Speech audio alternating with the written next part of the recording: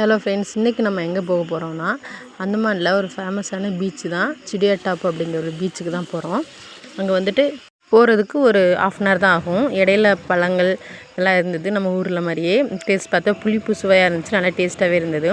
அதையும் பறிச்சுட்டு அப்படியே போகிற வழியில் ஃபோட்டோ ஷூட் அப்படியே பயனை எடுத்துகிட்டு நாங்களும் ஒரு போஸ் கொடுத்துட்டு போயிட்டே இருந்தோம். பார்க்குறதுக்கு ரொம்ப அழகாகவே இருந்தது. நேச்சர் எப்போவுமே அழகு தான்.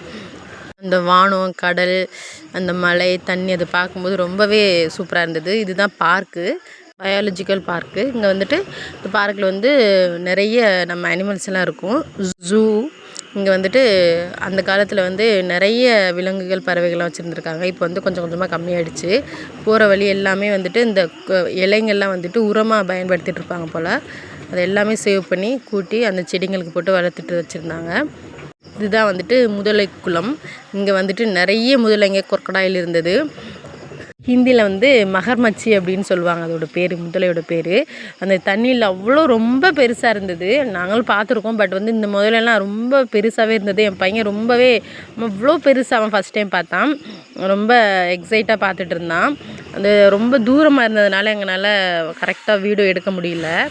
தண்ணி கம்மியாக இருந்த டைமில் நல்லா நமக்கு பக்கத்துலேயே தெரியும். இப்போ தண்ணி அதிகமாக இருந்தது. ஸோ வந்துட்டு அங்கங்கே வந்துட்டு படுத்தவங்க ரெஸ்ட் எடுத்துகிட்டு இருந்தாங்க. டிஸ்டர்ப் பண்ணோன்னா அவ்வளோதான். அதுக்குன்னு தனியாக காம்பவுண்ட் எடுத்து பப்ளிக் வந்து நம்ம டிஸ்டர்ப் பண்ணாத அளவுக்கு தான் அவங்க வந்து எல்லாமே ப்ராப்பராக வச்சுருந்தாங்க.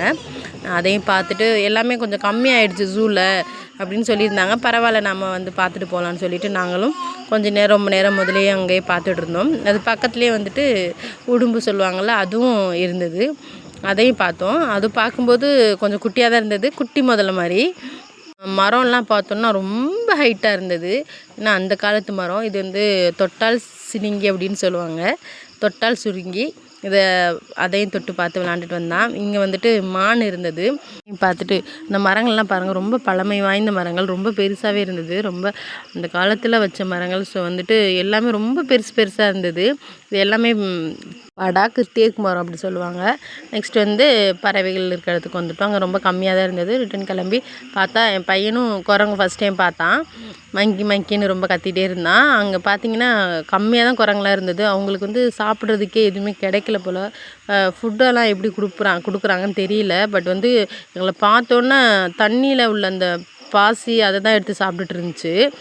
ஒரு அம்மா பொண்ணு போல் 2 பேர் இருந்தாங்க. ரொம்ப அவங்க க்யூட்டாக விளாண்டுட்டு இருந்தாங்க. அதை பார்த்துட்டு அவனுக்கு ரொம்ப குஷி ஆகிடுச்சு. என் பையன் ஃபஸ்ட் டைம் பார்க்குறான். நம்ம ஊர்லன்னா அடிக்கடி பார்க்கலாம், இங்கே வந்துட்டு இந்த மாதிரி ஜூவில் தான் பார்க்க முடியும்.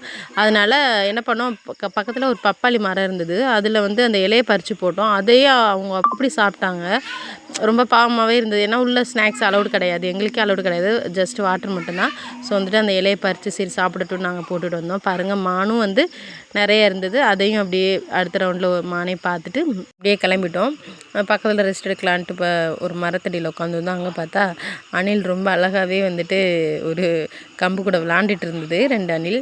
அதையும் பார்த்துட்டு அவங்களே ஒரு வீடியோ எடுத்துகிட்டு அப்படியே பாய் சொல்லிட்டு அப்படி கிளம்பிட்டோம். This video is sponsored by Eduquest online course.